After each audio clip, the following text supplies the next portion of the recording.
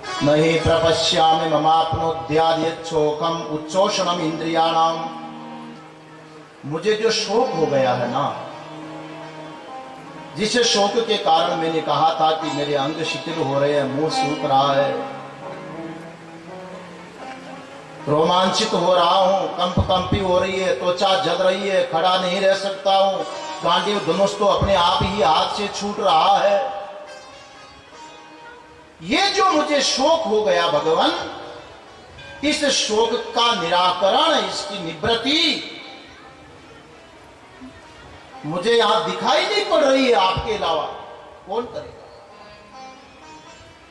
अवाप्य भूमाव सपत्न मृद्धम राज्यम सुराणाम अभिचाधिपत्यम। मुझे तो ऐसा लग रहा है कि ये जो पृथ्वी है, इस पृथ्वी का राज्य मुझे मिल जाए, और उसमें भी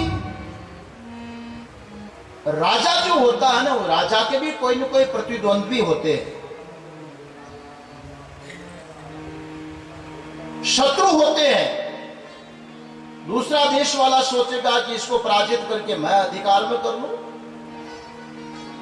अर्जुन कहता है कि इस पृथ्वी का ऐसा राज्य मुझे मिले, असपत्न मृद्धम, सपत्न भी ना हो और रिद्धि से युक्त हो, संपन्न भी हो, न कोई अभाव हो किसी वस्तु का, और न जहां कोई दुश्मन हो, सारी सुविधाएं हो, सब अनुकूल हो। ऐसा पृथ्वी का राज मुझे मिल जाए तो भी मेरा शोक मिट नहीं सकता। राज्यम सुराणाम अभिचाधिपत्यम। भगवान, इस पृथ्वी की बात तो क्या, सुराणाम अपि राज्यम, देवताओं का राज्य मिल जाए, और देवताओं के राज्य में भी कोई वहां का विधायक या सांसद या मंत्री नहीं, आधिपत्यम, देवताओं का प्रधानमंत्री बन जाऊं, देवाधिराज इंद्र सबसे उच्च आसन पर जाकर के बैठ जाऊं, तो भी मुझे पक्का लग रहा है कि ये मेरा शोक मिटेगा नहीं। अर्जुन के इन शब्दों पर ध्यान देना साधारण बात नहीं है। इंद्र का जो पद मिलता है वो किसका फल है? राजेश जी, इंद्र का पद किसका फल है? इंद्र पद की प्राप्ति भी मनुष्य जीवन में किए हुए कर्म का ही फल है। पूर्व कल्प में सर्वाधिक पुण्यात्मा पुरुष जो मनुष्य हुआ, उत्तर काल के कल्प में जब सृष्टि का सर्जन होता है तो सर्वाधिक पुण्यवान पुरुष को इंद्र पद की प्राप्ति होती है।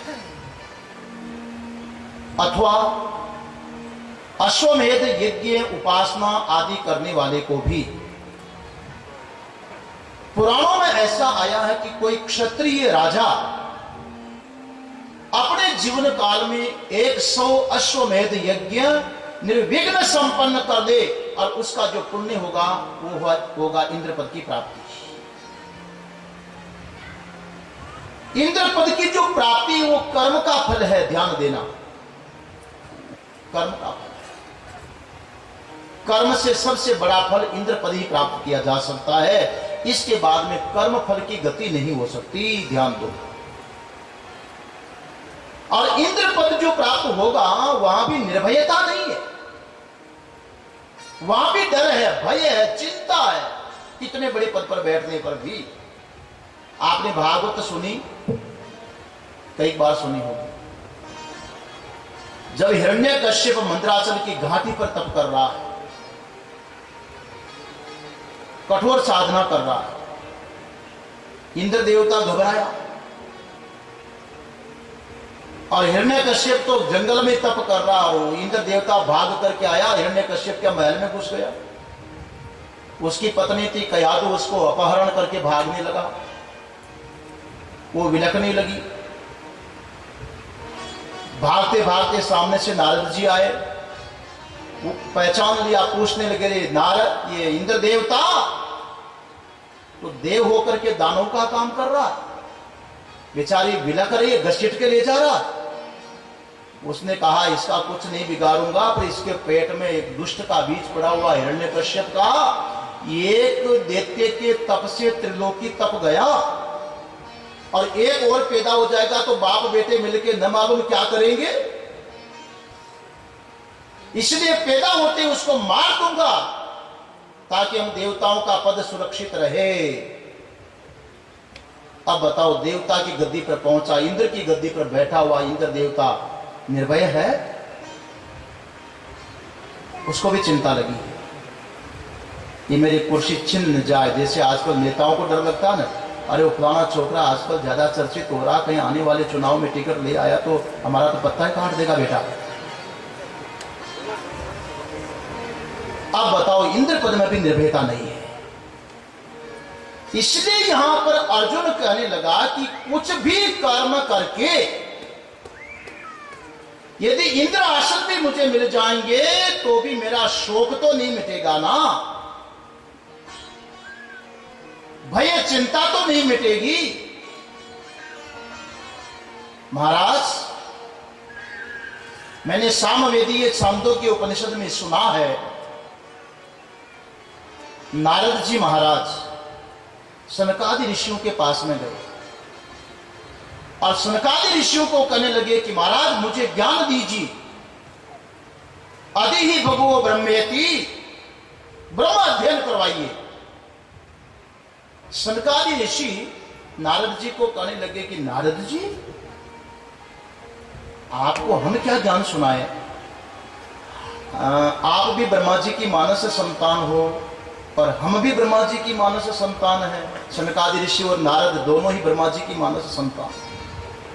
आप भी निवृत्ति परायण हो, हम भी निवृत्ति परायण हैं, आप भी बाबा जी हो तो हम भी बाबा जी हैं। ऐसी स्थिति में हम आपको क्या ब्रह्म ज्ञान देवें? नहीं नहीं, आपको ज्ञान तो देना पड़ेगा, मैं तो आपके चरणों में आया हूं। तब सनकादि ऋषियों ने कहा कि अच्छी बात, कोई बात नहीं, मगर पिष्ट पैसन न हो, पढ़े हुए को न पढ़ाना पड़े, दिए हुए ज्ञान को दोबारा बगाड़ने से कोई लाभ नहीं। इसलिए आप एक काम करो, अब तक आपने जितना पढ़ा है वो मुझे सुना दो, और बाकी जो ज्ञान कम रह जाएगा वो हम पूरा कर देंगे। तब नारद जी कहने लगे कि हाँ, ये बात ठीक है, मैंने अब तक जितना पढ़ा है वो सब आपको बता देता हूं, आगे का ज्ञान तो आप दोगे ना? हाँ। अब उनका इंटरव्यू चला और नारद जी महाराज सुनाने लगे कि क्या क्या पढ़ करके आए, ध्यान देना। नारद जी कहने लगे, ऋग्वेदम भगवो अध्ययमी, यजुर्वेदम सामवेदम अथर्वणम चतुर्थम, इतिहास पुराणम पंचमम, वेदानाम वेदम पितृयम राशिम, देवम निधिम, वाको वाक्यम, एकायनम, ब्रह्म विद्याम, भूत विद्याम, क्षत्र विद्याम, नक्षत्र विद्याम, सर्पदेव जन विद्याम, एतद भगवो अध्ययमी। नाम याद रखना भी मुश्किल है जिनको तो पढ़ करके आए। ये सारा चारों वेद, 6 वेदांग, 14 विद्याएं सब मैं पढ़ करके आया। एक एक विद्या को अच्छी तरह से जानता हूं, पद पदार्थों के सहित जानता हूं, इतना तो मैं जानता हूं। तब सनकादि ऋषि कहने लगे कि इतना सब जानते हो तो फिर हमारे पास क्या जानने के लिए आए हो, अब हम तुमको क्या पढ़ाएं? तब नारद जी ने कहा, भगवान सोहम भगवो मंत्र विदेवास्मि न आत्मविद। हाँ हाँ भगवान, मैंने पढ़ा तो है मगर मंत्र वेदता हूं, शब्द ज्ञान है मुझे, मंत्रों को जानता हूं, लेकिन न आत्मविद। इतना सब पढ़ करके भी मुझे आत्मा का ज्ञान नहीं हुआ कि मैं कौन हूं, यह बोध मुझे अब तक नहीं हुआ। सनकादि ऋषि कहने लगे कि ये ज्ञान भी तो वेदों उपनिषदों से तो मिलेगा, गीता से तो मिलेगा, पंच महाभारत से तो मिलेगा, और कहां से मिलेगा? और ये तुम आप पढ़ करके आए हो, बोले पढ़ लिया है लेकिन फिर भी महाराज मुझे आत्मज्ञान नहीं हुआ। कहा इसकी क्या कसौटी है कि आत्मज्ञान नहीं हुआ, कैसे पहचाना? तब नारद जी ने कहा श्रुतम ही एवं में भगवत दृश्य व्यस्तरति शोकम आत्मवित। भगवान मैंने आप जैसे महापुरुषों के श्री मुख से यह सुना है कि जिसको आत्मा का ज्ञान होता है तरति शोकम, वो शोक को पार कर जाता है, फिर शोक नहीं होता। शोक समझते हैं दुख, परिस्थितियों में दुख नहीं होता, सदैव सम प्रसन्न रहते हैं। तरति शोकम आत्मवित, जिसको आत्मज्ञान है उसको शोक नहीं होता। स्वहम भगवो सोचामी, और महाराज मुझे तो पदे पदे शोक होता है, परिस्थितियां प्रभावित करती है, इसलिए मैंने समझ लिया कि शब्द ज्ञान शास्त्र ज्ञान तो है मगर मुझे आत्मज्ञान नहीं है। भगवान शंकराचार्य महाराज विवेक चूड़ामणि में कहते हैं वाग बेकरी शब्द झरी शास्त्र व्याख्यान कौशलम वेदुष्यम विदुषाम तद्वत भुक्तये न तो मुक्तये। शास्त्र पढ़ते पढ़ते पढ़ते इतना अभ्यास कर दें, जब भाषण देने लगे तो शब्दों की झड़ी लगा दे। वाग बेखरी शब्द झड़ी, शास्त्र व्याख्यान कौशलो, शास्त्र की व्याख्या करने लगे तो एक एक शब्द की बाल की खाल निकाल दे, भिन्न भिन्न व्याख्या करने लगे। लेकिन ये सारी जो कुशलता है, शंकराचार्य महाराज कहते हैं वाग बेकरी शब्द जरी शास्त्र व्याख्यान कौशलम वेदुष्यम विदुषाम तद्वत भुक्तये न तो मुक्तये। कहा ये जो शब्द ज्ञान है, शास्त्र ज्ञान है, ये ज्ञान क्या करेगा? जैसे धनवान लोगों को धन से भोग मिलता है, ऐसे ये ज्ञानी भी भाषण करके धन प्राप्त करके भोग प्राप्त कर लेगा, वाह वाह प्राप्त कर लेगा, इज्जत लूट प्राप्त कर लेगा, सम्मान प्राप्त कर लेगा, आदरणीय हो जाएगा, भोग तो मिलेंगे भुक्तये परंतु न मुक्तये, मोक्ष नहीं मिलेगा। मोक्ष वो श्रेय वो तो केवल ज्ञान से ही प्राप्त होगा।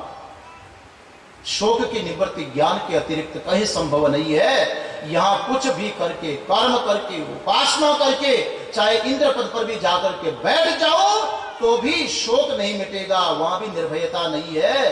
क्यों? द्वितीयाद वही भयम भवती, जहां तक दो है, जहां तक भेद है वहां पर भय रहेगा।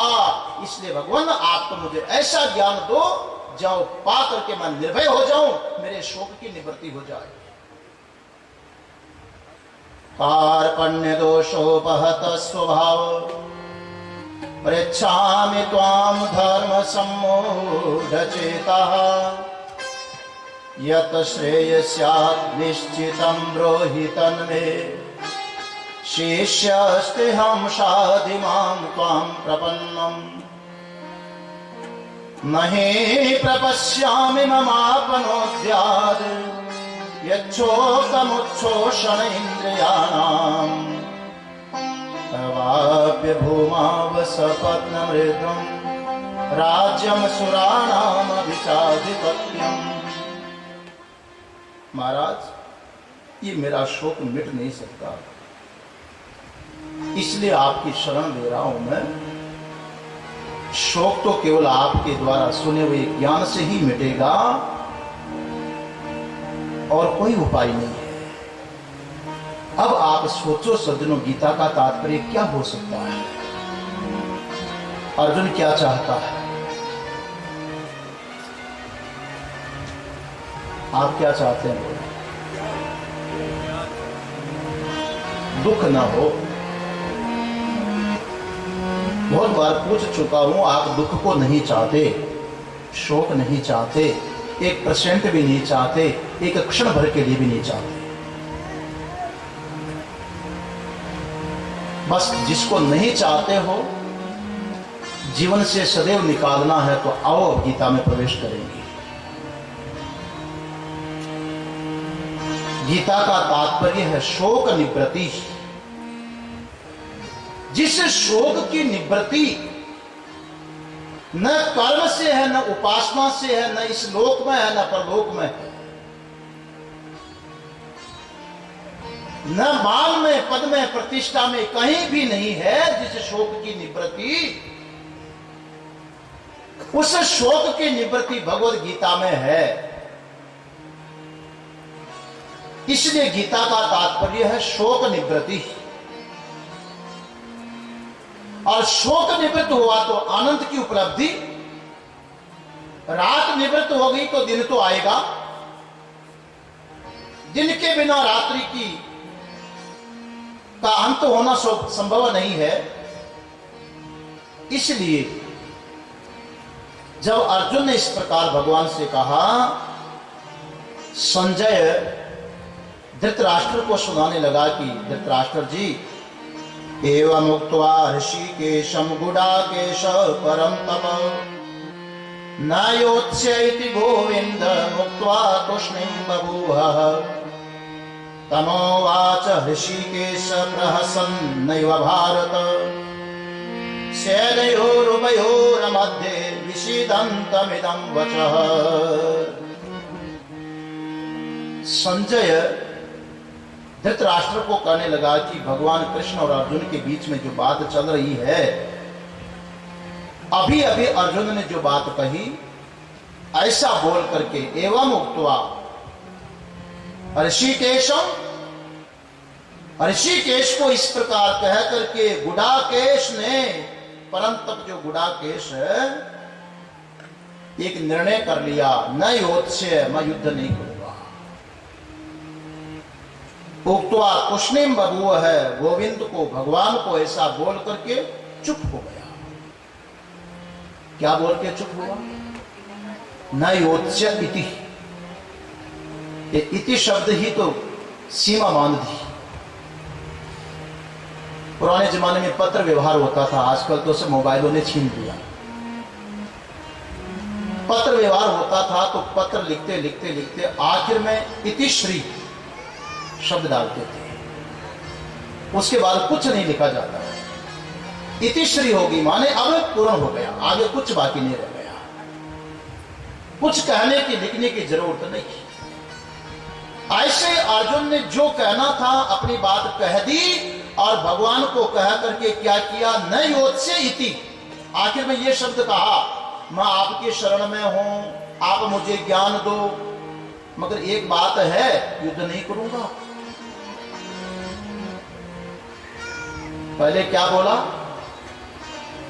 मुझे ज्ञान दो, मैं आपके पैर पकड़ता हूं, आपका चेला हो गया हूं। वही शेठ जी वाला चेला, तन मन धन गुरुदेव पर वारू पर कपड़ा मीटर। अर्जुन यही कहता है कि महाराज आपका चेला बन गया हूं, आपके पैर पकड़ लिए हूं, और शोक मिटाने का उपाय आपके सिवाय किसी में नहीं दिखाई पड़ रहा, कहीं पर नहीं दिखाई पड़ रहा, इसलिए आप मुझे ज्ञान दो, निश्रेयस मिले, मगर युद्ध तो नहीं करूंगा। वाह रे वाह, ये तो कोई आदमी कहे कि मेरी भी इच्छा होती भाषण करूं पर बोलूं करूं क्या, मेरे मुंह में तो जीभ नहीं है, वो तो व्याघात है। अब सामने वाला कहेगा अरे तू बोल तो रहा है, जीभ नहीं तो बोलेगा कैसे? ये कहता है कि सब कुछ हूं और युद्ध नहीं करूंगा, इसलिए भगवान को हंसी आई। यहां कुछ और शब्द महत्व के दिए हैं। एवं उक्त्वा ऋषिकेशम, किसको बोला है, कौन बोल रहा है, इन शब्दों पर थोड़ा ध्यान दीजिए। जिसको बोला गया वो है ऋषिकेश, हरिद्वार ऋषिकेश वाला नहीं, ये ऋषिकेश कोई और है। और बोलने वाला कौन है? गुडाकेश। न या भगवान कृष्ण नाम आया है न अर्जुन नाम आया, दोनों शब्द दूसरे हैं। ऋषिकेशम गुडाकेश उवाच उक्त्वा, भगवान ऋषिकेश को गुडाकेश ने कहा, भगवान कृष्ण का नाम है यहां ऋषिकेश। सज्जनों, ऋषिकेश का अर्थ है, ऋषिक बोलते हैं इंद्रियों को और ईश बोलते हैं स्वामी को। जो अंतर्यामी है उसका नाम ऋषिकेश है, जो सारी इंद्रियों का संचालन कर रहा है उसका नाम ऋषिकेश है। भागवत में ध्रुव जी महाराज तपस्या करने गए, कठोर साधना की, और ध्रुव जी की तपस्या से भगवान प्रसन्न होकर के साक्षात दर्शन दिए। और जब भगवत दर्शन किया तब ध्रुव जी कहने लगे, भगवान मेरी स्तुति करने की इच्छा हो रही है, कुछ स्तुति कर लो। भगवान बोले, कर ले भाई, स्तुति कर ले। तब ध्रुव जी महाराज जो स्तुति करने लगे ना, देखो ऋषिकेश का अर्थ ध्रुव जी महाराज को मालूम। ध्रुव जी कहते, यो अंत प्रविश्य मम वाच मिमाम प्रसूक्ताम संजीव यति अखिल शक्ति धर सुधामना अन्याश्च हस्त चरण श्रवण त्वगादीन प्राणान नमो भगवते पुरुषाय तुभ्यम। हे पुरुष, आपको मेरा प्रणाम है। ध्रुव जी महाराज कहने लगे, आपको मेरा प्रणाम है क्योंकि आप पुरुष। इसका मतलब भगवान स्त्री नहीं पुरुष ही होते। ये स्त्री पुरुष वाला पुरुष नहीं, पुरुष का अर्थ है पूर्णात पुरुष, पुरुषयनाथ पुरुष, जो पुरी में निवास करे और सबको पूर्ण कर दे, उसका नाम पुरुष। वही अंतर्यामी है, वही ऋषिकेश है, जो सबको पूर्ण कर दे और पुरी में शयन करे। आमेर का किला है, खाली पड़ा है कि नहीं बोले? क्यों? उसमें कितने मंत्री रहते हैं, कितने हाथी रहते हैं, रहते कितने नौकर चाकर रहते हैं, कितने रानियां रहते कोई क्यों नहीं रहते? इसलिए कि राजा ही नहीं रहता है तो फिर रानियां क्या करेगी? राजा ही नहीं है तो नौकर किसके लिए होंगे? राजा नहीं है तो मंत्री वहां क्यों जाएंगे? और जब राजा उस महल में रहता था तो रानियां, मंत्री, सेवक, नौकर, चाकर, दासियां सबसे भरा रहता था कि नहीं बोलो? रहता होगा, यूं बोल दो। पर राजा खाली कर गया तो पूरा महल खाली पड़ा है। उस आमेर महल का पुरुष कौन था? पूर्ण करने वाला राजा। उसके होने पर सब कुछ चलता, और खाली कर गए तो खाली करा। ध्रुव जी महाराज कहने लगे, भगवान जैसे यहां आमेर के पास में जयपुर, उधर जोधपुर, उधर उदयपुर, ऐसे ये भी एक पुर है। कौन सा पुर? जय सिंह ने बसाया तो जयपुर, जोध सिंह ने बसाया तो जोधपुर, उदय सिंह जी ने बसाया तो उदयपुर, और ब्रह्मदेव ने बसाया तो ब्रह्मपुर। ये कौन है? ये ब्रह्मपुर है। इस ब्रह्मपुर में, इस शरीर में वो पुरुष परमात्मा रहता है, अंतर्यामी भीतर में रहता है। कहां रह करके क्या करता है? अंत प्रविश्य प्रसुप्ताम इमाम वाचम संजीवयति। हे भगवान, आप तो इस पुरुष में प्रवेश करके, इस शरीर में निवास करके, मेरी जो सोई हुई जीव थी ना, जीव, उसको आपने जगा दिया, चेतन कर दिया। देखो ना, मांस का टुकड़ा कैसे उथल पुथल करता है तो मांस का टुकड़ा ही ऐसा बोलती हो। सब कुछ गुण है इसमें। एक बार लड़ाई हो गई इनमें भी, दांतों से जीभ की लड़ाई हो गई, तो दांत जीभ को कहने लगे, हे ज्यादा उछल कूद मत कर, पता है हम लोग 32 हैं, टुकड़े टुकड़े कर देंगे। तो जीभ कहने लगी, हाँ हाँ मालूम है तुम 32 हो, पर मैं अकेली बहुत हूं तुम्हारे लिए। थोड़ा सा भी ऐसा पलटा खाओगी ना, एक ही पत्थर मारेंगे दादा लोग, जो 32 के 32 झड़ जाओगे तुम। मेरे में वो शक्ति है। अब ये जो जीव उथल पुथल कर रही है, इसको चेतन किसने बनाया जी? ये पंखा घूम रहा है, इसको घुमा कौन रहा? बिजली। और माइक आवाज केस करके आपको दे रहा है, इसको कौन पकड़ा रहा है? बिजली, ये भी बिजली है। और रात हो और ट्यूबलाइट लगा दो तो प्रकाश कौन देगा? ट्यूबलाइट में से प्रकाश निकलेगा, पंखे से हवा आएगी, माइक में से आवाज आएगी, लेकिन ये सब काम करवाने वाली तो बिजली है। ध्रुव जी महाराज कहते हैं, आंख से भले ही देखे, वाणी से बोले, हाथ से देवे देवे, कान से सुने, सब कुछ हमारी इंद्रियां जो व्यवहार करे, लेकिन हे भगवान इन सबकी जो बिजली हो वो तो अंदर में आप ही हो, आप हो। इसलिए आप भीतर में प्रवेश करके, ऋषिकेश का यही अर्थ है, ये इंद्रियां जो हमारी है जितनी, उनको बोलते हैं ऋषिक। और ईश माने स्वामी, इन्हें इंद्रियों में बैठ करके इंद्रियों को चेतन बना दे। आंख देखने लग जाए, कान सुनने लग जाए, जीभ बोलने लग जाए, पैर चलने लग जाए, हाथ लेने देने लग जाए, नाक सूंघने लग जाए, त्वचा स्पर्श करने लग जाए। ये सारा जो ज्ञान हो रहा है ना, इनको चेतन बनाने वाला तत्व है, उसी का नाम है ऋषिकेश। अब ऋषिकेश को कौन बोल रहा है? गुडाकेश। ऋषिकेश को गुडाकेश बोल रहा है।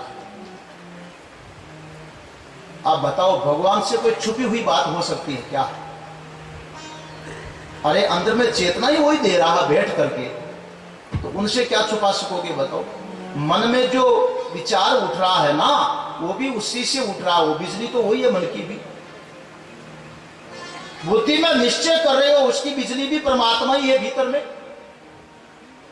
तो सबको चलाने वाला जो ऋषिकेश भगवान है, अब क्या वो अर्जुन के अंदर की बात नहीं जानते? उनको अर्जुन कह रहा है कि आपका चेला वो सब कुछ पर युद्ध नहीं करूंगा, हंसी नहीं आएगी तो क्या होगा? भगवान है ऋषिकेश, और बोलने वाला भी गजब है, गुडाकेश। गुरु शिष्य कैसे होने चाहिए, ध्यान देना। गुरु होना चाहिए ऋषिकेश।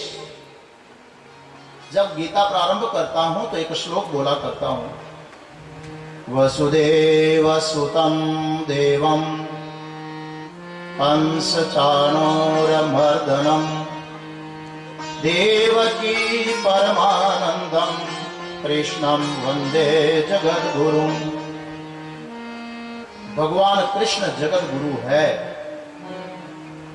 गुरु। और ऐसे गुरु हैं ऋषिकेश। देखो, गुरु में और ईश्वर में कोई भेद नहीं है। ईश्वरो गुरुरात्मेति मूर्ति भेद विभागिने।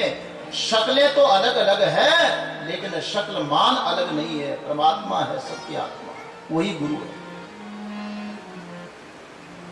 परमेश्वर में गुरु बसे, गुरु परमेश्वर माई, सुंदर दोनों परस्पर भिन्न भाव कचुनाई।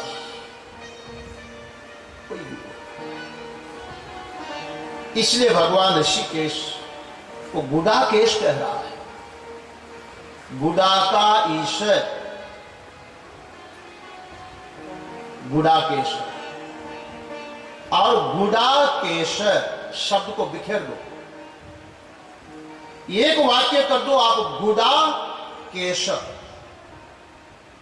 गुडा का अर्थ होता है घुंघराले, चिकने, बड़े सुंदर बाल। इसके घुंघराले बाल होते हैं ना, बड़े कोमल, बड़े चमकते हुए, मोहक, ऐसे जो बाल होते हैं उनको कहते हैं गुडा। वो गुडा केश मुड़े हुए, और केश माने बाल, तो जिनके सुंदर मुड़े हुए केश हैं, अर्जुन गुडा केश कहा जाता है। अर्जुन के सिर के जो केश थे, बाल, वो घुंघराले थे। उस घुंघराले बाल वाले अर्जुन ने अंतर्यामी ऋषिकेश भगवान कृष्ण को इस प्रकार से कहा कि मैं आपके शरण हूं, मुझे ज्ञान दीजिए, मेरा और कहीं शौक मिटेगा नहीं, ऐसा कहा। दूसरा अर्थ है गुडाकेश, गुडा का ईश्वर, गुडाकेश। ईश माने स्वामी और गुडा का माने नींद। कथा सुनते सुनते आती है कि नहीं? हाँ? अरे जिसको घर में नहीं आती उसको भी यहां नींद आ जाती है। क्यों आती है? बोले महाराज शांति मिलती है तब नींद आती है ना, घर में तो शांति नहीं मिलती, नींद कैसे आएगी? शांति तो यहां मिलती है। चाहे तबला बजे, चाहे ऑर्गन बजे, चाहे हारमोनियम बजे, चाहे माइक बजे, इतनी शांति मिलती है कि नींद आ जाती है। जहां आनी चाहिए वहां नहीं आती, गोली खानी पड़ती है। और जहां नहीं आनी चाहिए वहां बुढ़ापा आ गई। अर्जुन कैसा है? सुनते हुए उसको नींद नहीं आती। बुढ़ापा इस निद्रा जयी अज्ञान निद्रा को जीतने की क्षमता रखने वाला अर्जुन योग्य है, पात्र है, अधिकारी है। उत्तिष्ठत जागृत प्राप्य वरान निबोधत, मंत्र की व्याख्या हो गई, देख लो गीता में। उठो, जागो, क्योंकि गुडाकेश है अर्जुन। ऐसा निद्रा जयी अर्जुन ने भगवान ऋषिकेश को, अंतर्यामी को ऐसे कहा। और गुडाकेश का अर्थ होता है गुडम ब्रह्मांडम अक्ति व्यापनोति इति गुडाका तस्य ईश, अथवा स एव ईश। गुड अर्थ का अर्थ होता है, अंग्रेजी का गुड नहीं, गुड का अर्थ होता ब्रह्मांड, सारा ब्रह्मांड। और अक का अर्थ होता अकति, व्यापनोति, पूरे ब्रह्मांड को व्याप्त करके जो स्थित रहे। ऐसा कौन तत्व है जो पूरे ब्रह्मांड में फैला हुआ है? शत्रु, ये तो कभी कोई ऐसा आएगा ना स्वाध्याय, तब इतने गहराई से चलेंगे, नहीं तो बहुत पीछे रहेंगे। इतना ही रहने दो, आगे जरा नहीं चाहिए। गुडाकेश अब पूरे ब्रह्मांड को व्याप्त करके जो स्थित है वो है परमात्मा, शिव तत्व। शिवम शांतम अद्वैतम प्रपंचोपशमम, जिसको परब्रह्म परमात्मा बोलते हो, उसका नाम है गुडाकेश। वो परब्रह्म परमात्मा शिव तत्व ही जिनके ईश है। अर्जुन को पिनाक धनुष किसने दिया? भगवान शंकर ने। तो भगवान शंकर वो व्यापक ब्रह्म तत्व जिनका ईश है, ऐसा ब्रह्म को पाने वाला, ब्रह्म का, परमात्मा का भक्त अर्जुन गुरुदेव के रूप में भगवान श्री कृष्ण को, अंतर्यामी को चुन करके बोलता है। देखो, ऋषिकेश की तो एक ही व्याख्या हुई और गुडाकेश की 3 व्याख्या हुई। भगवान की एक व्याख्या और चेले की क्यों? भगवान दुर्लभ नहीं है, चेले दुर्लभ है। बिल्कुल सही बात कर रहा हूं। रोगी दुर्लभ है, डॉक्टर सुलभ है। देख लेना, किसी को बोलना आज मेरा सिर चकरा रहा है, दर्द हो, 10 आदमी को बोलो कि आज मेरा सिर दुख रहा है, 10 के 10 आदमी यही कहेंगे ठंडे पानी से सिर धो लो। कोई कहेगा विक्स लगा लो, कोई कहेगा फलानी टेबलेट आती वो खा लो। जिस आदमी को कहोगे कोई न कोई दवाई जरूर बताएगा। आप बोल के देख लेना। अब बताओ, रोगी तो एक और डॉक्टर कितने? डॉक्टर तो 10 मिल गए, रोगी एक। ऐसे ही आप किसी के सामने बोल करके देख लो कि मेरे मन में शांति नहीं है, कोई ना कोई उपाय बताएंगे। गुरु बहुत है, रोगी कम है, शिष्य कम है। मगर एक बात ध्यान दो, वास्तव में जो गुरु है, शोक निवृत्ति करने वाले गुरु, उस गुरु को ढूंढना नहीं पड़ता है। गुरु तो सहज सुलभ है। चेला बनना कठिन है, सबसे बड़े कठिन काम है। अच्छा ये बताओ कि आज अर्जुन का भगवान के प्रति जो समर्पण है और कहा कि मैं आपका शिष्य हूं, तो क्या पहले कभी भी अर्जुन भगवान से मिला नहीं था? मिले हुए ही है बचपन से। तो क्या भगवान ने कभी अर्जुन को ज्ञान दिया?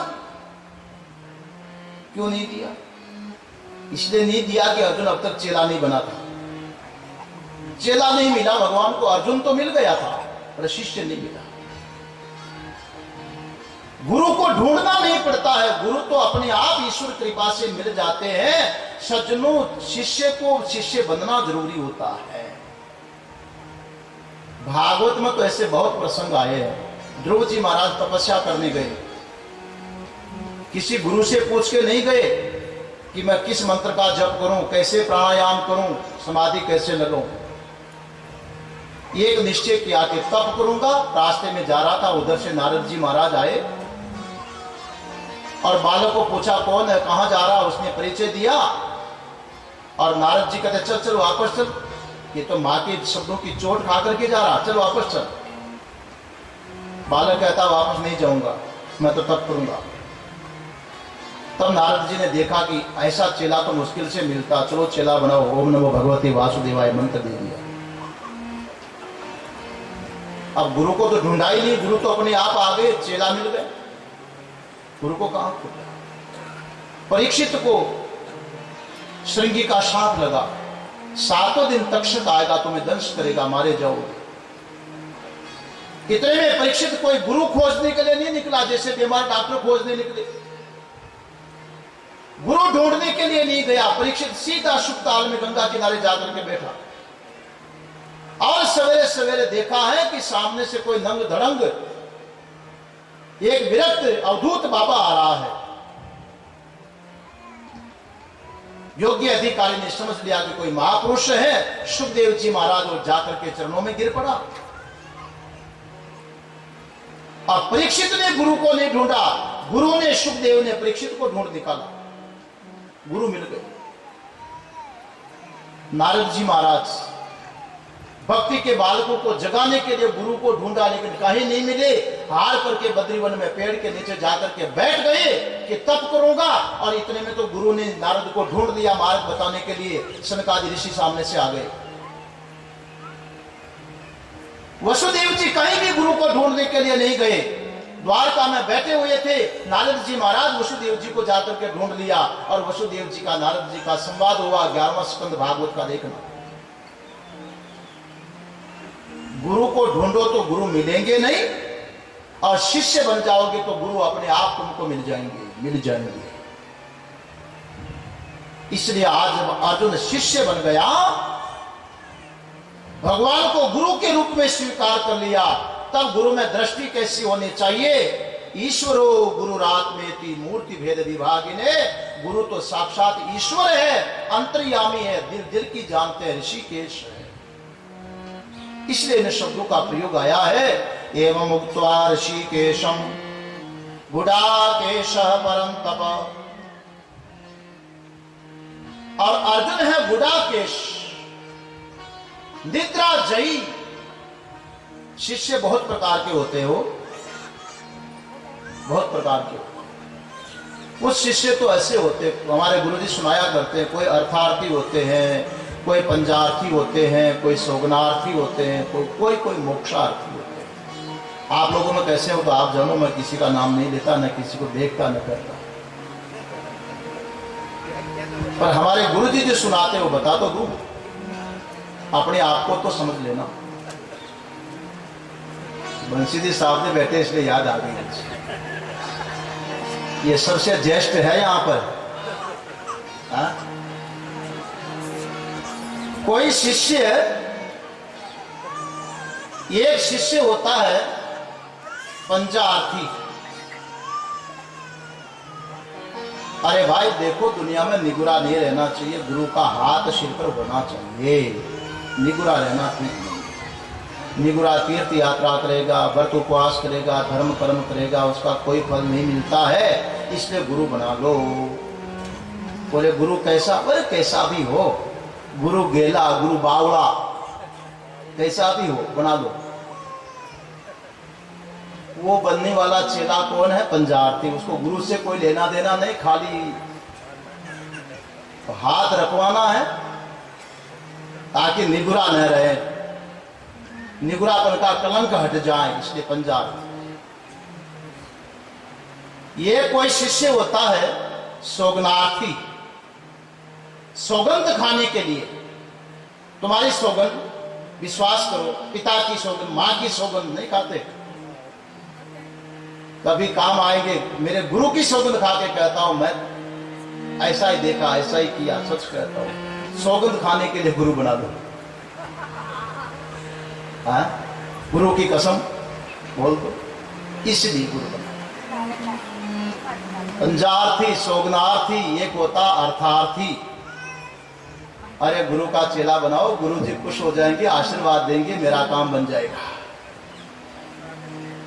चेलों के ऊपर गुरु खास प्रसन्न होते हैं, इसलिए बस गुरु का शिष्य बन जाओ, मेरा प्रयोजन हो जाएगा। गुरु के आशीर्वाद से संतान आ जाएगी, गुरु के आशीर्वाद से चुनाव में जीत हो जाएगी, गुरु के आशीर्वाद से बच्चा पास हो जाएगा, गुरु के आशीर्वाद से बच्चे की जॉब लग जाएगी, गुरु के आशीर्वाद से धंधे में बढ़ोतरी हो जाएगी, गुरु के आशीर्वाद से ये हो जाएगा।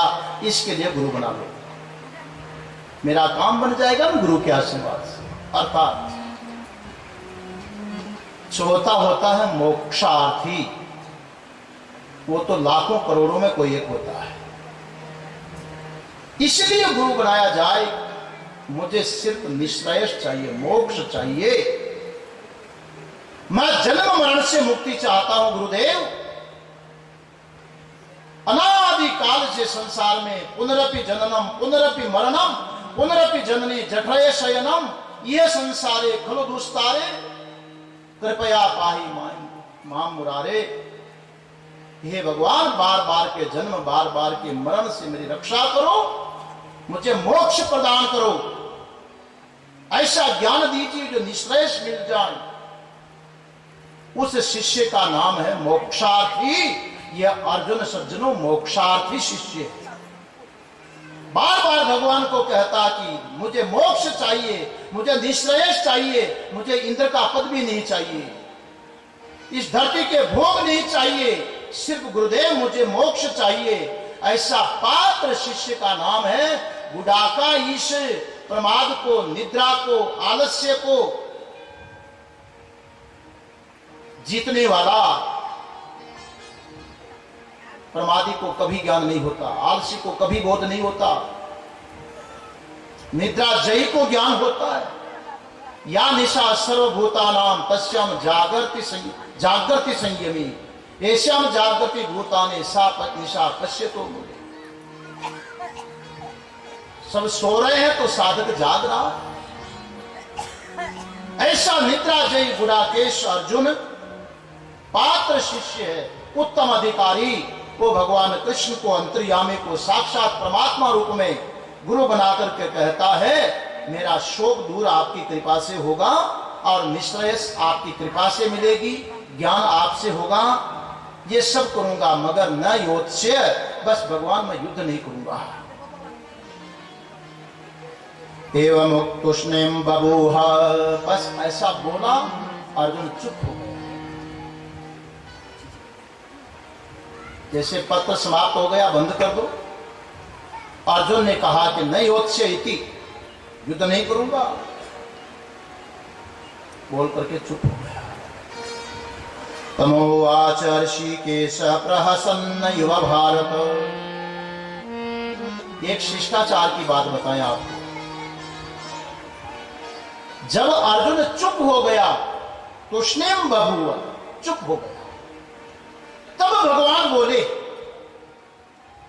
जब तक अर्जुन चुप नहीं हुआ, अर्जुन की बात पूरी नहीं हुई, तो बीच में भगवान नहीं बोले, ये नियम है। अरे सामने वाला क्या बोल रहा है, कम से कम उसकी पूरी बात सुन तो लो। बात सुने बिना ही बीच में ही बोल पड़े तो मूर्ख का लक्षण है। इसलिए भगवान ने अर्जुन की पूरी बात सुन ली और बोलने वाला जब चुप हो गया तब गुरुजी ने देखा कि अब मुझे बोलने का समय है, क्योंकि इसने अंदर का सारा गुबार निकाल दिया, जो कहना था वो कह दिया। तमोवाच ऋषिकेश प्रहसन्नैव भारत। तब उस अर्जुन को भगवान श्री कृष्ण, जो कि ऋषिकेश अंतर्यामी है, वो घट घट की अंदर की रह करके जानता है। अंतर्यामी का मतलब अंदर की जानने वाला ही नहीं, अंदर में रहने वाला भी। जहां की जानता है वहीं रहता है। इसलिए मैं तो बहुत बार साधकों को कहता हूं कि भाई इधर उधर देख करके कुछ गलत मत सोचना, मत करना, मत बोलना। तुम ये देख लो कि अभी तो कोई भी नहीं देख रहा है, चलो जहां कोई नहीं देख रहा है वो देखने वाला तो भीतर में बैठ करके देख रहा है। साक्षी तो यहां बैठा हुआ है, जिसकी नजर से आप कभी भी नहीं छुप सकते। नहीं दृष्टो दृष्टि विपरीलोको विद्यते अविनाशित्वात्। सारी दुनिया सो जाए मगर वो कभी सोता भी नहीं है, अखंड दृष्टि से सब जगह देख रहा है। ऐसा अंतर्यामी भगवान श्री कृष्ण के रूप में अर्जुन को मानो प्रहसन्न इव। इव का अर्थ होता जैसे, तरह, हंसते हुए की तरह, हंसते हुए के जैसे। हंस नहीं रहे पर हंसते हुए से बोले, मुस्कुराते हुए। किसी व्यक्ति को देखो ना, कभी कहते अरे उसका चेहरा देखो जैसे कोई हो, तो हंसते ही रहता है, ऐसा नहीं बोलते हो? ये किसको बता रहा है? उसकी प्रसन्नता, उसका मुखमंडल तो सदैव जैसे कोई हंस रहा, खिला हुआ रहता है। कौन खिला हुआ रह सकता है जिसके भीतर में कोई वेदना ही नहीं? वही तो खिला हुआ रहेगा ना। अब अर्जुन तो क्या हुआ, मुरझाया हुआ है। जब अर्जुन भगवान के चरणों पर बैठ करके रो रहा था, ये बताओ कौन मरा था अर्जुन का? कोई मरा? किसको रो रहा हो? मुरझाया हुआ, आंसू बहा रहा, अश्रु प्रेक्षण विषितंतम, शोक कर रहा। और भगवान को देखो आप, प्रसन्न नहीं हुए, आह गुलाब की कली की तरह खिले हुए, मानो मुस्कुरा रहे हो। और सहज में भगवान बोले, सेन योर भयोर मध्य विषिदंतम इदम वचो। इसे शोक करते हुए, आंसू बहाते हुए, उस कायरता पे डूबा हुआ जो अर्जुन है, वो दोनों सेनाओं के बीच में ही वहीं पर भगवान ने बोलना शुरू कर दिया। ये नहीं कहा कि चल चल अर्जुन, दुनिया क्या कहेगी, हंसेगी, तू अपने घर में बात करेंगे, ऐसा नहीं बोला भगवान ने। ये गीता कहां सुनाने की चीज है, आप देख लो। ये कोई गुप्त कमरे में मंत्रणा की चीज नहीं है। गीता तो महाभारत में सुनाने की चीज है, युद्ध में सुनाने की चीज है। ये तो हजारों के सामने सुनाने की चीज है। पुरानी पद्धति तो यह रही, कोई मंत्र देना हो तो मंत्रणा का अर्थ कान में दी जाने वाली चीज, गुप्त चीज। पर भगवान कहते हैं मैं तो ऐसा मंत्र दे रहा हूं, ऐसा ज्ञान दे रहा हूं अर्जुन, जो लाखों के बीच में खड़ा होकर के दिया जा सकता है, बोल करके दिया जा सकता है। यह ऐसी गोपनीय चीज है जिसको आज मैं सार्वजनिक कर रहा हूं। इसलिए सेनयोर उभयोर मध्य, दोनों सेनाओं के बीच में भगवान शोक करते हुए अर्जुन को इदम वचः, ये वचन बोले। क्या बोले? भगवान कहने लगे, अशोचानन स्वच्वत् पशोचस्त्वं प्रज्ञावादांश्च भाससे गतासु न गतासुंश्च नानुशोचन्ति पंडिता।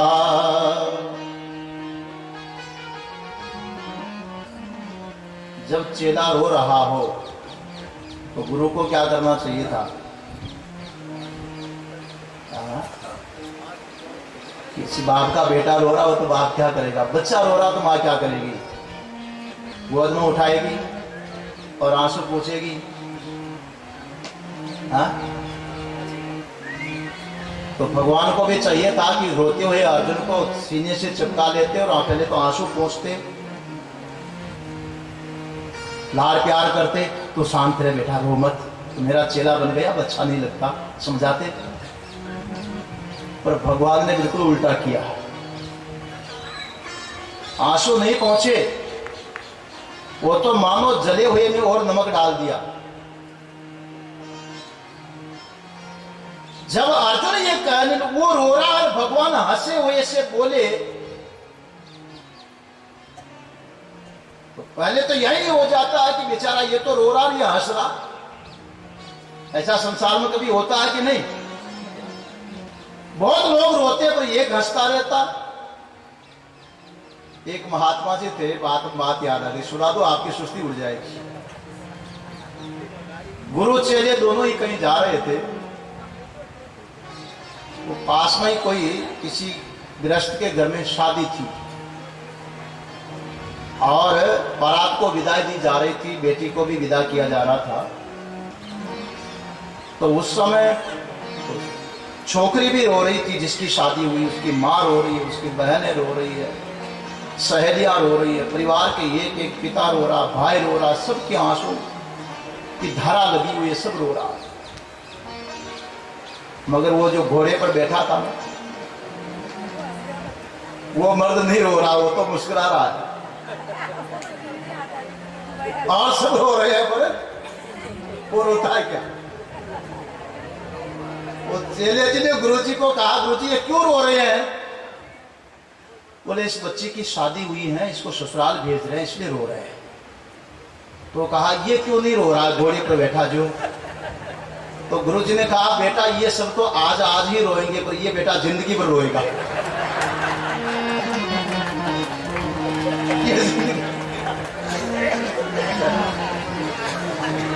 तो सब रोते हैं।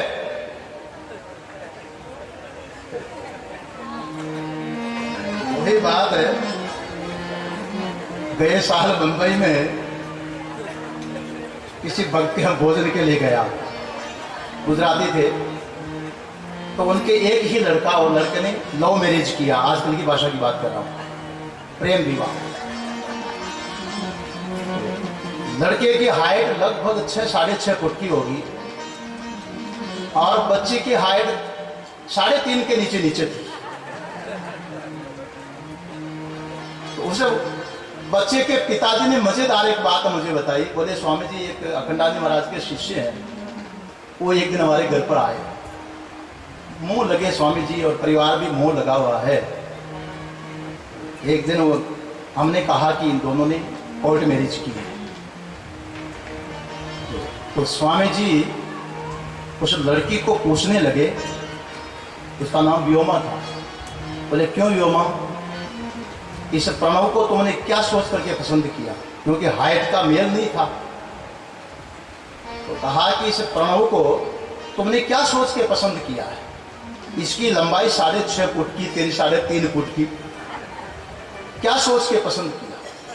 तो लड़की भी बड़ी विनोदी करने लगी, स्वामी जी मैंने तो ये सोचा कि ये जब भी मेरी तरफ देखेगा तो नीचे झुक करके देखना पड़ेगा। ये सोच के पसंद किया, नीचे झुक करके देखना पड़ेगा। बोले ठीक है। तो बोले प्रणव तुमने क्या सोच के इसको पसंद किया? तेरी 6.5 फुट की हाइट है, ये 3.5 फुट की है, तुमने क्या सोच के पसंद किया? वो बेटा कहने लगा स्वामी जी मैंने ये सोचा कि जीवन में समस्या जितनी छोटी रहे उतनी ही अच्छी है। समस्या जितनी छोटी कम रहे उतनी ही अच्छी है। ये तो बड़ी मुश्किल है महाराज। अब देखो भगवान बोले सेरी और उभय और मध्य विषिदंतम इदम वचः। अब बेचारा अर्जुन शोक कर रहा, भगवान हंसते हुए बोल रहे हैं। भगवान का काम हंसना था कि उसके आंसू पोंछने का काम था? वही दुला वाली बात सब रो रहे हैं पर भगवान हंस रहे हैं।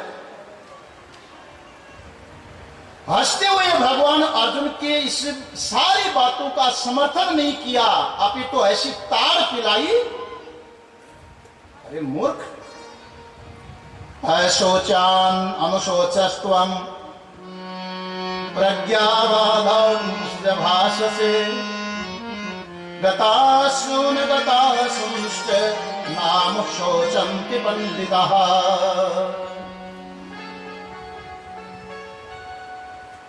अशोचान अनवशोचस्त्वम। भगवान कहने लगे, नाम नहीं दिया, संबोधन नहीं किया। जिनका शोक नहीं करना चाहिए तुम उनका शोक कर रहे हो, ऐसी भाषा बोले भगवान। तुम अशोचन अनुशोचन, जिनका शोक नहीं करना चाहिए तुम उनका शोक कर रहे हो। और प्रज्ञावादांश से भाषा से ज्ञानियों की बातें बघार रहे हो। कोई प्रज्ञावान होते, कोई ज्ञानी लोग होते, बड़ी बड़ी बातें करते, वैसे ज्ञान की बातें बोल रहे हो। और जिनका शोक नहीं करना चाहिए उनका शोक कर रहे हो। वाह वाह, बड़े पंडित बने हो। गतासून गतासूंश्च न अनुशोचन्ति पंडिताः। पंडित लोग तो, ज्ञानी लोग तो वो होते हैं जो मर गए उनकी भी फिक्र नहीं करते, मरने वाले हैं उनकी भी फिक्र नहीं करते, उसको पंडित कहा। थोड़ा विचार करेंगे। पंडितः न अनुशोचन्ति, पंडित लोग शोक नहीं करते हैं। अभी आप सुन रहे थे, शोक किसको होता है? सारे शास्त्र पढ़ ले फिर भी ज्ञान न हो तो शोक होगा। तरति शोकम आत्मवित्, और जिसको आत्मा का ज्ञान हो गया उसको शोक नहीं होता, वही पंडित है।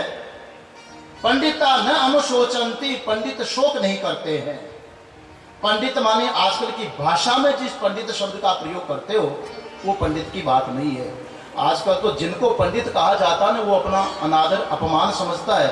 कई लोगों को कहते हैं आओ पंडित। अरे महाराज, हम तो पंडित जी नहीं है, हम तो नौकरी करने वाले, हम तो व्यापार करने वाले लोग, हम पंडित जी नहीं है। शर्म आती पंडित करने सुनने पर।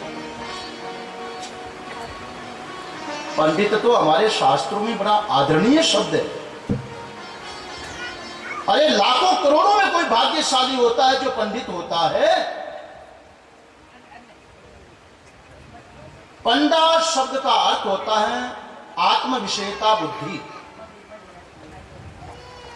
धोखाधड़ी करने वाली बुद्धि नहीं, चालाकी करने वाली बुद्धि नहीं। कितने अधिक बेईमानी कर सकते हो अपनी बुद्धि से, वो बुद्धि नहीं। पंडा उस बुद्धि का नाम है शास्त्र में जो परमात्मा का ज्ञान प्राप्त कर सके, उस बुद्धि का नाम है पंडा। और परमात्मा का ज्ञान प्राप्त करने वाली बुद्धि जिस जीव को प्राप्त है, जिस मनुष्य को, उस मनुष्य को कहते हैं पंडित। सबसे बड़ा ज्ञान प्राप्त करने वाली बुद्धि वो जिसके पास में हो, वैसे ज्ञानी पुरुष का नाम पंडित होता है।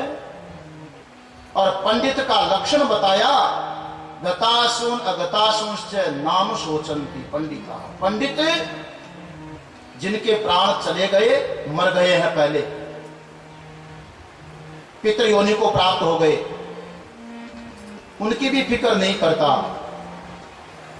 और अगतासून जिनके प्राण नहीं गए, असु बोलते प्राण को, कहते प्राण उनके तो अब प्राण निकल गए, प्राण निकल गए माने मृत हो गया। तो जिनके प्राण निकल चुके हैं उनकी भी ज्ञानी पंडित चिंता नहीं करता, और जिनके प्राण निकलेंगे उनकी भी चिंता नहीं करता है। न मरो हूं को रो रहा है, न मरने वालों को रो रहा है। और तुम किसको रो रहे हो अर्जुन? किसको रो रहा है अर्जुन? आप देखो। अब आओ पहले अध्याय पढ़ो।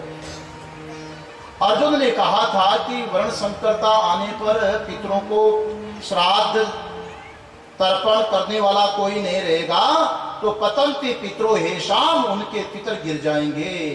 जो मर गए पहले वो गिर जाएंगे। किसकी चिंता कर रहा था? मरे हुए। और फिर यह चिंता कर रहा कि भीष्म द्रोण जैसे सामने हैं, ये सारे के सारे मेरे स्वजन मारे जाएंगे, जिनके लिए राज्य भोग आदि चाहिए। येषाम अर्थे कांक्षितम नो राज्यम भोगा सुखानि च ते इमे अवस्थिता युद्धे प्राणास्त्यक्त्वा धनानि च। ये सब मरने के लिए खड़े हैं, इसलिए युद्ध नहीं करूंगा। मर जाएंगे तो भोगेगा कौन?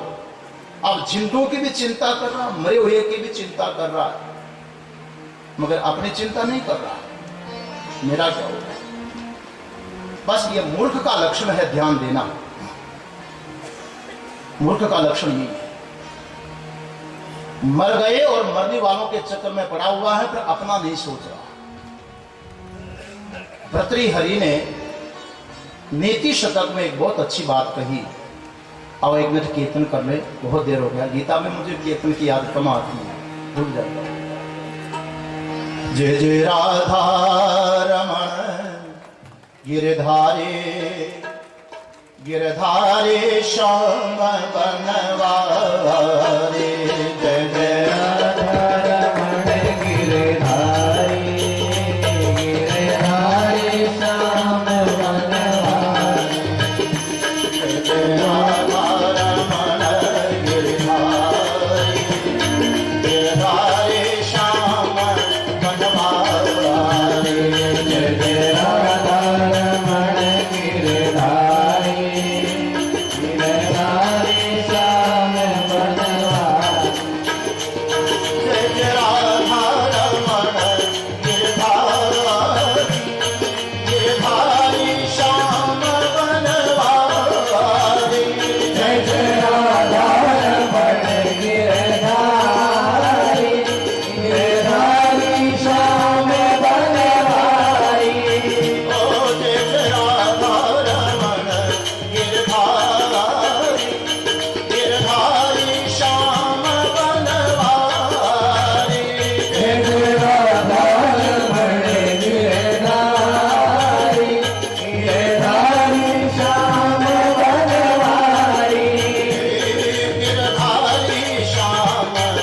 बनवारे। गिरधारे श्याम बनवारे,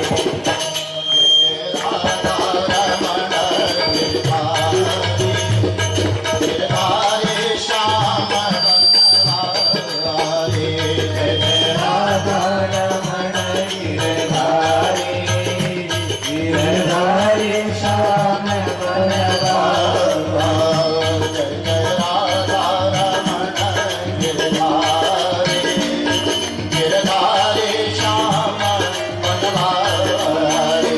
जय जय राधा रमण गिरधारे, गिरधारे श्याम बनवारे।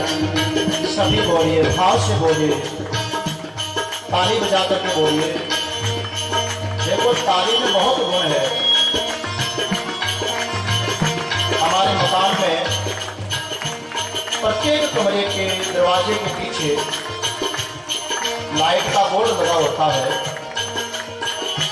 सारे स्विच वहीं लगे होते हैं, चाहे पंखा चलाओ, हीटर चलाओ, मोबाइल चार्ज करो, लाइट जलाओ, ट्यूब लाइट जलाओ, मॉन लाइट जलाओ, सबका स्विच सिर्फ बोर्ड के ऊपर होता है। ऐसे ही हमारा जो हाथ है ना, पूरे शरीर तो रोएगा क्यों नहीं? कोई मर गया तो स्वाभाविक ही रोना आ रहा, परिस्थिति आएगी तो रोना आएगा। तब भगवान ने कहा, नहीं अर्जुन, ज्ञानाग्नि सर्व कर्माणि भस्मसात कुरुते, ज्ञानाग्नि दग्ध कर्माणम तम आहु पंडितम बुधा। अरे उसमें तो ज्ञान अग्नि प्रकट हो गई ने, सारे कर्मों को ही जला दिया है। न सुख आएगा न दुख आएगा।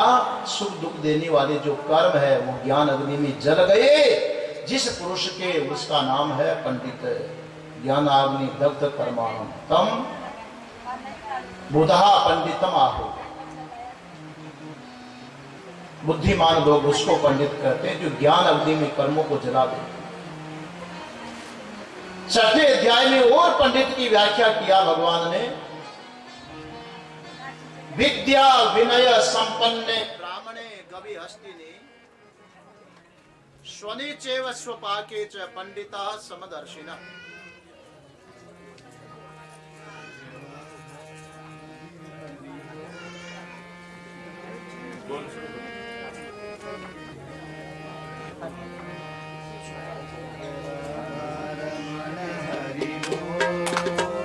जय जय राधा रमण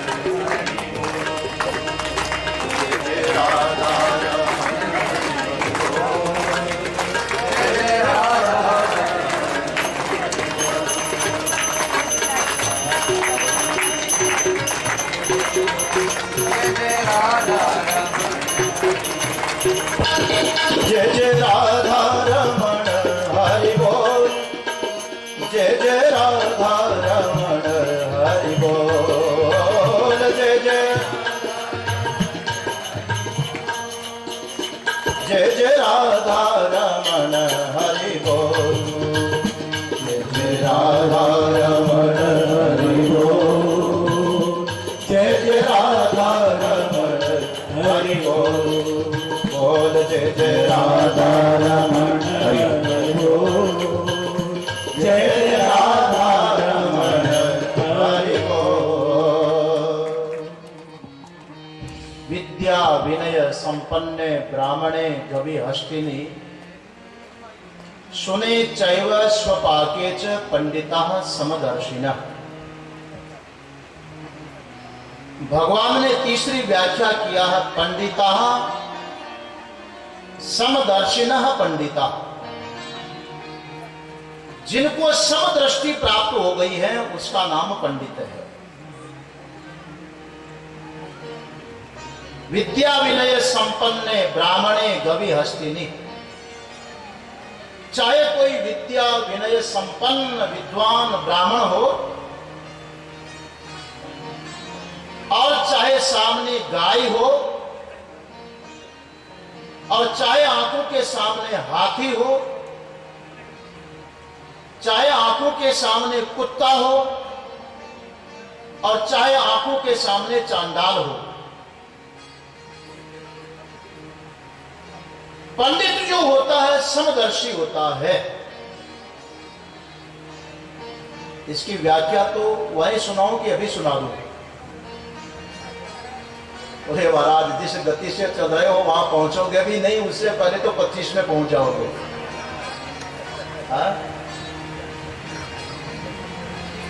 देखो सज्जनों, समदर्शन में और समवर्तन में अंतर है। ज्ञानी समदर्शी होते हैं, समवर्ती नहीं हो सकते। एक पंडित जी के एकादशी का भोजन बनाया और वो भोजन लेकर के हाथी को खिला दो और हाथी के पेड़ों के टहनियों का गट्ठर बांध करके खाने के लिए लाया गया, वो पंडित जी के थाली में परोस दो तो ठीक होगा क्या?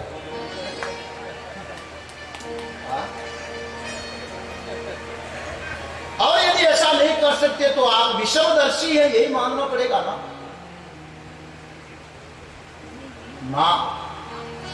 हमारी गीता ऐसी नहीं है। समवर्तन नहीं कर सकते, ये तो वर्तन है, व्यवहार। व्यवहार में तो पंडित जी के साथ में जो किया जाएगा, पंडित जी को बुलाओगे, आसन दोगे, श्राद्ध है उनको तिलक करोगे, दांत घिसाई दोगे, भोजन कराओगे, श्राद्ध है, पर क्या कुत्ते को बुलाओगे तू भी खा ले? तुम हम तो समदर्शी हैं। अरे भाई, जिसका जो भोजन है, जिसके प्रति जो व्यवहार है, उसके प्रति वही व्यवहार आदि किया जाएगा।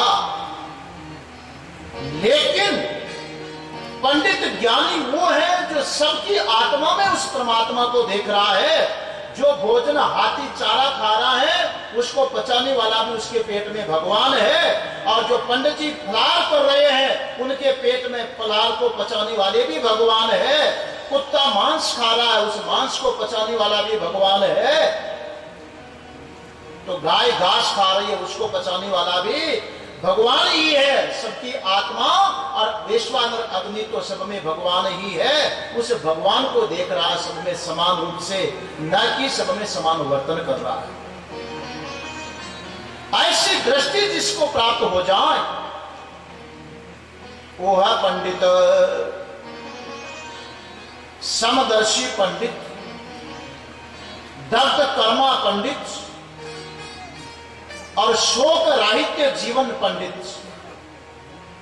यह पंडित की परिभाषा गीता में कही गई। अर्जुन को भगवान कहते रहे, अर्जुन इनमें एक भी तो लक्षण तुम्हारे में नहीं आ रहे। ऐशोच्यान शोचस तुम, जिनके लिए शोक नहीं करना चाहिए उनका शोक कर रहे हो, और प्रज्ञावानों की बात बोल रहे हो। ज्ञानवान जो पुरुष होते हैं ना, वो मरे हुए फूल नहीं उखाड़ते, उनकी चिंता नहीं करते। यह बहुत महत्व की बात है, आगे समझ में आएगी धीरे धीरे। एक चर्चा और कर रहे, इस श्लोक से बाहर निकल जाए। मैंने प्रारंभ के दिन बताया था कि गीता में धर्म का उपदेश है, और किसका धर्म, तो प्रत्याहार संज्ञा से बताया कि मेरा धर्म। गीता का पहला शब्द आया मम धर्म, और अंतिम शब्द आया मम, मेरा धर्म। गीता में मेरा धर्म किसका? जो रो रहा है उसका धर्म, जो मरने से डर रहा है उसका धर्म, जिसको शोक हो रहा है उसका धर्म गीता के अंदर है। क्या करना चाहिए उसके लिए आओ, गीता का तात्पर्य देखो, दिखाएं आपको। भगवान का जो उपदेश प्रारंभ हो रहा है गीता में, बस इसी श्लोक से प्रारंभ हुआ। दूसरे अध्याय का ये 11वां श्लोक है, आप देख लेना। यहां से गीता का उपदेश प्रारंभ हुआ। 18वें अध्याय के 66वें श्लोक में गीता का उपदेश पूर्ण हो गया, पूर्ण हो गया। भगवान उसके बाद नहीं बोले। अब आओ भगवान की कही हुई टोटल बात को हम जानना चाहें